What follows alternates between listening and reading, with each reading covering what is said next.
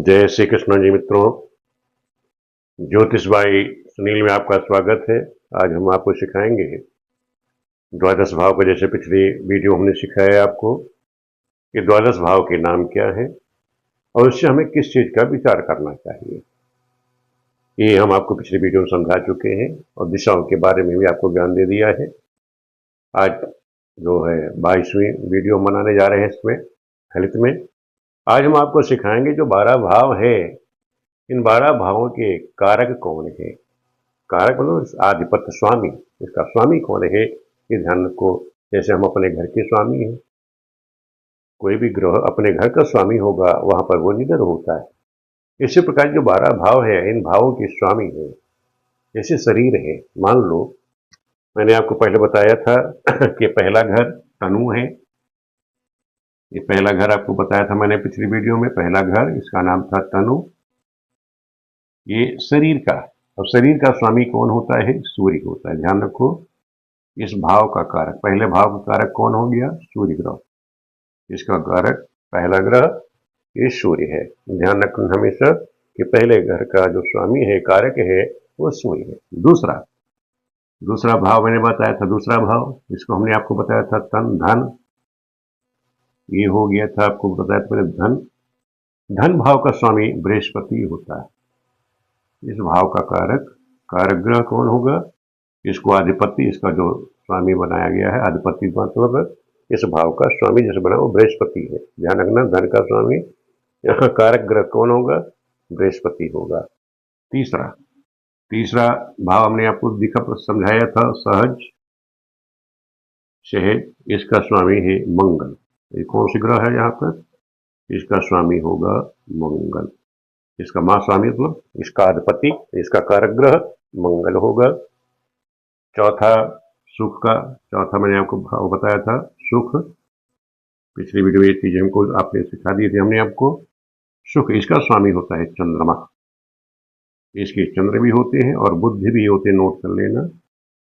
इससे हम चंद्रमा माँ का भी विचार करते हैं और माँ से जो संबंधित रिश्तेदार हैं उनका भी विचार। बुध बुध क्या है? चंद्रमा से संबंधित जो रिश्तेदार हैं उनका भी विचार यहाँ से किया जाता है।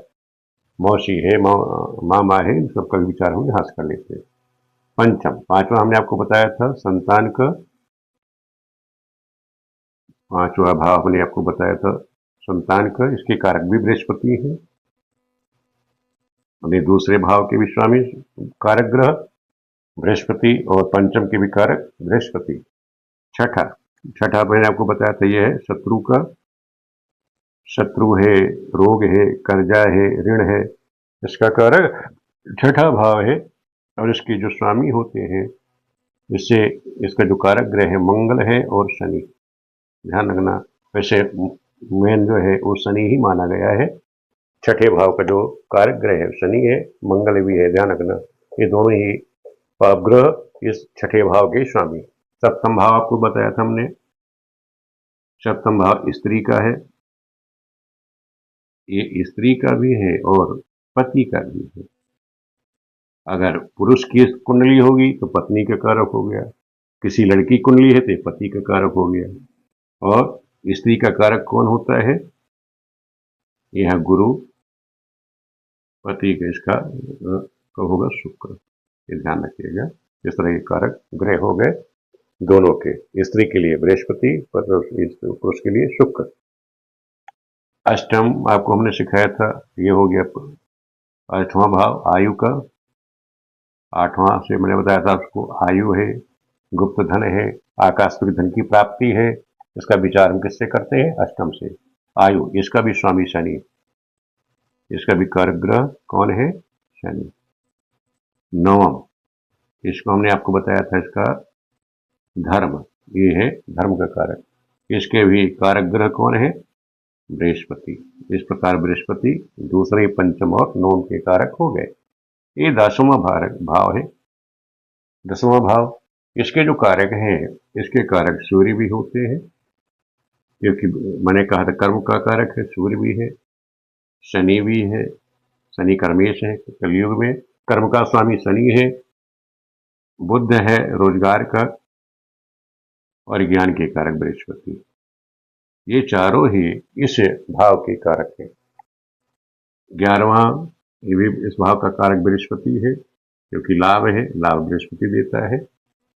12वां भाव, इसके भी कारक शनि है, इसके कारक शनि है। मैंने आपको बताया कि ये जो 12 भाव थे, इनके नाम मैंने आपको बता दिए थे। 12वां भाव क्या था? व्यय, व्यय, लाभ। 11वां था कर्म, 10वां था कर्म, ये धर्म। इस तरह मैंने सबके नाम भी आपको बताए थे कि ये 12 भाव थे। तनु, धन, सहज, सुख, संतान, कष्ट। यानी छठा भाव शत्रु का, स्त्री का, आयु का, धर्म का, कर्म का, और लाभ का और व्यय का। ये 12 भाव के नाम बता दिए थे। बाद में बताया मैंने आपको इनके कारक ग्रह कौन है, इस भाव का कारक कौन है। इसका हम प्रयोग कहाँ करेंगे? जैसे किसी का आपको विचार करना है कि मान लो किसी के शरीर के बारे में विचार करना है। अब जान लो शरीर का जो स्वामी यहाँ सूर्य है, और सूर्य का जो मैंने बताया मित्र शत्रु हमने आपको बताए थे, इसका शत्रु शनि होता है। अगर मान लो सूर्य के घर में शनि आ जाए तो क्या करेगा? शरीर का सत्यानाश करेगा। जैसे बृहस्पति है, बृहस्पति का ये घर किसका है? बृहस्पति का। इसका शत्रु ग्रह कौन है? शुक्र है। अगर यहाँ शुक्र आएगा तो क्या करेगा? जबकि बृहस्पति दोष यहाँ शुक्र, यहाँ शुक्र के घर में आ जाएगा तो धन से संबंधित परेशानी खड़ी कर देगा। मंगल, मंगल का शत्रु बुध होता है। अगर यहाँ बुध आ जाएगा मंगल के साथ, वो यहाँ अनिष्टकारी बन जाएगा। लेकिन यहाँ पे कोई इनका मित्र जैसे सूर्य है, सूर्य का मित्र ग्रह आपको मैंने आपको बताया था मंगल होता है। अब सूर्य के साथ मंगल आ जाए तो वो शरीर को अच्छा बना देगा, तेजस्वी बना देगा। बृहस्पति का मित्र चंद्रमा है, चंद्रमा आ जाएगा तो धन की खूब ज्यादा लाभ हो जाएगा। मंगल का सूर्य है तो सूर्य मंगल इकट्ठे हो जाएंगे और तेजस्वी पराक्रमी बना देगा। तो इस तरह अगर दो पॉजिटिव चीजें अगर मिल जाती हैं एक जैसे स्वभाव की तो उस चीज को बढ़ा देंगी, और अगर वो शत्रु की पड़ जाएगी तो उस भाव को उसमें नुकसान करेगा, हानि करेगा। ठीक है, तो ये आपको मैंने आज बताया कि द्वादश भाव, उनके नाम, उसके कारक ग्रह कौन कौन से हैं। इन भावों के और भी नाम मैंने आपको बताए थे, पिछली वीडियो शायद आप लोगों को ध्यान नहीं हुआ। इनके नाम भी हैं। इसके अलावा जैसे तनुधन के साथ साथ एक नाम और इनका है केंद्र भाव। केंद्र भाव, केंद्र में कौन सा आता है? 1, 4, 7, 10 ये भाव, यानी 1, 4, 7, 10 ये जो बना हुआ है इसको क्या कहते हैं? केंद्र भाव। इसके बाद आता है त्रिकोण। इनके और भी नाम है। इसका नाम है त्रिकोण। त्रिकोण में कौन सा आएगा? लग्न, 5वां, 9वां। तो लग्न तो यहाँ है ही है, तो आप क्या कह सकते हैं? 5वां और 9वां, ये क्या कहलाता है? त्रिकोण।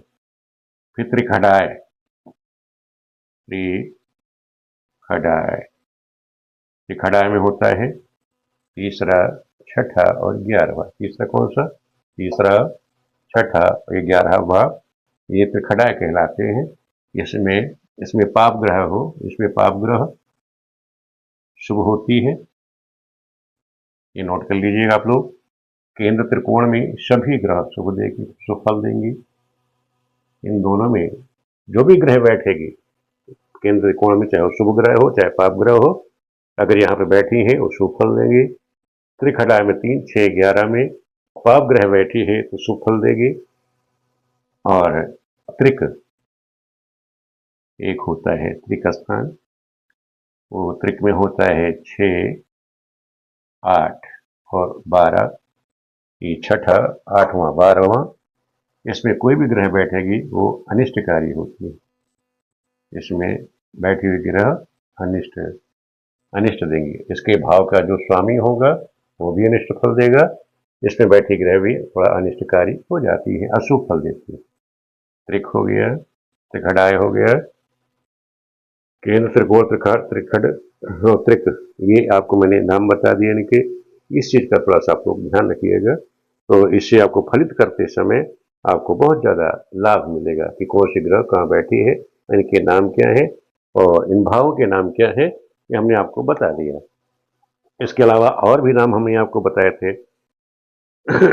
इनके नाम बता दिए थे मैंने आपको, आप वो क्लेम करके, तो उनकी आवश्यकता नहीं है। लेकिन इनको इस चीज को आप ध्यान रखेंगे तो आपको फलित करने में कहीं किसी प्रकार की कोई दिक्कत नहीं आएगी। फिर आगे हम आपको बताएंगे इस भाव से क्या चीज देखा जाता है। अगली बार हम वीडियो में क्या समझाएंगे, ये जो भाव है इन भावों से हम क्या क्या देखेंगे। जैसे चौथा घर है, चौथा घर माता का है, तो माता से यहाँ से चौथे से भी चौथा जो होगा उससे हम किसका विचार करेंगे, माता का। सूर्य कहाँ है, सूर्य कहाँ का पिता का कारक है, और पिता से फिर दसम जो होगा वो पिता का कारक होगा। इसे कहते हैं भावात भवाम सिद्धांत। इसकी चर्चा हम अगली वीडियो में करेंगे। आप लोगों को वीडियो कैसी लग रही है, कोई चीज़ अगर समझ में नहीं आती है कमेंट करके पूछ लेना। वीडियो देखने के लिए आप सभी मित्रों का बहुत बहुत धन्यवाद।